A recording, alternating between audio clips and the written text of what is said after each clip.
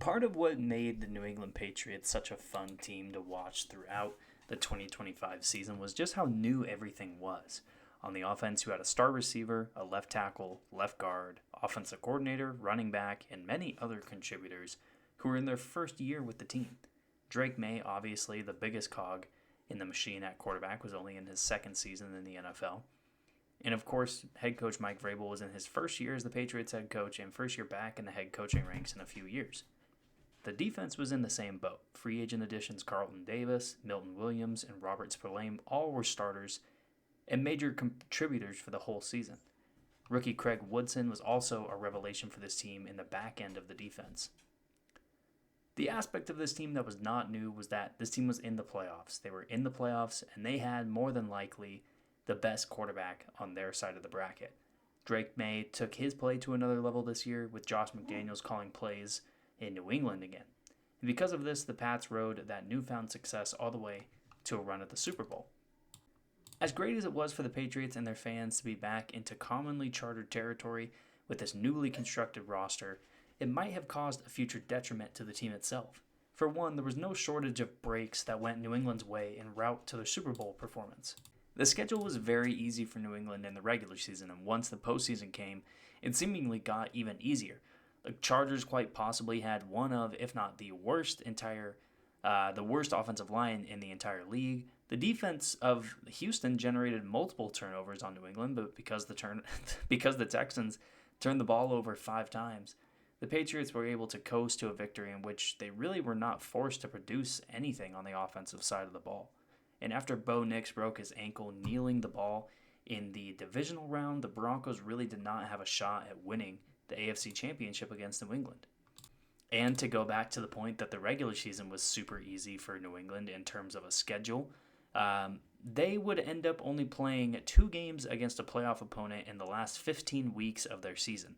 And that was the same team, the Buffalo Bills, both times. In my opinion, the Patriots are going into this offseason with the following needs.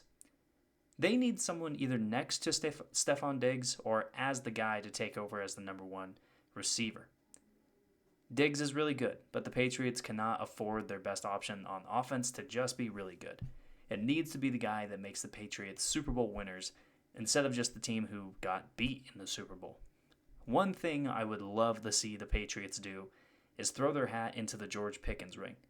In both Pittsburgh and Dallas, Pickens has shown not just flashes of being a number 1 receiver, he has been the number 1 receiver. And finally, with a competent quarterback in Dak Prescott in 2025, Pickens broke out as a superstar in his contract year at only 25. I think George Pickens is everything that the Patriots need to add to this offense. A guy you can use as the ultimate security blanket, while also being able to give him the 50-50 passes that turn more into 65-35 passes. I don't think it stops at the receiver position, though, as tight end is a massive position of need, in my opinion.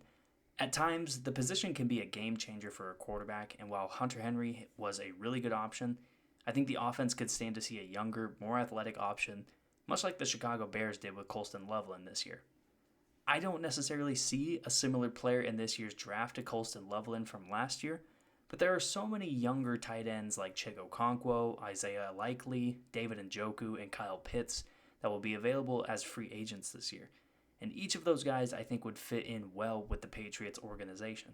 Pitts and Njoku would obviously be the more risky options, but if either of those players were at the top of their game in the Super Bowl for the Patriots, they might have had a better shot at winning the game. As far as the defense is concerned, I think this is where the Patriots really do not need to add as much.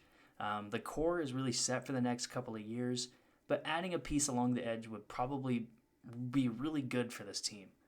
The Pats more than likely lose K'Lavon Chaisson this year, who turned in a career year for Mike Vrabel's defense, another guy who was in his first year with the team. They could swing big on a veteran like Khalil Mack or Joey Bosa, 2 guys who I think you add to this team and their pass rush takes another level up and they're able to affect the quarterback and the running game more. The Pats this year might have played a bit above their standards and above really where they should have finished.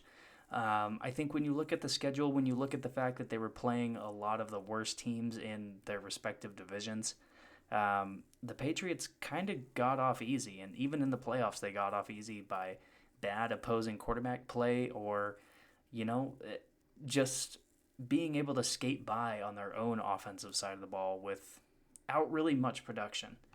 Um, and in the Super Bowl, they really got it handed to them, and I think it's a good thing and a bad thing to lose in the Super Bowl like that because it does show you that there are a lot of things to get better at for New England. There are a lot of things that they need to either add to position wise or they need to improve upon. And I think they're going to come back with a really similar team till this year. They're going to have obviously the same coaching staff, same quarterback, same offensive philosophy more than likely, same defensive identity. You know, a lot of things are going to be the same. I think where they add, they get a big piece from free agency, hopefully, in my opinion, hopefully.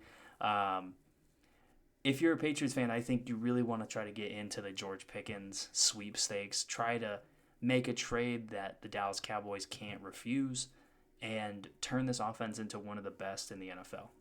That's going to be my free agency guide for the New England Patriots. If you like the video, make sure you like it. Make sure you leave a comment. If you're a Patriots fan, let me know what I did or did not get right. And let me know what team I should do next. I'll see you in the next video.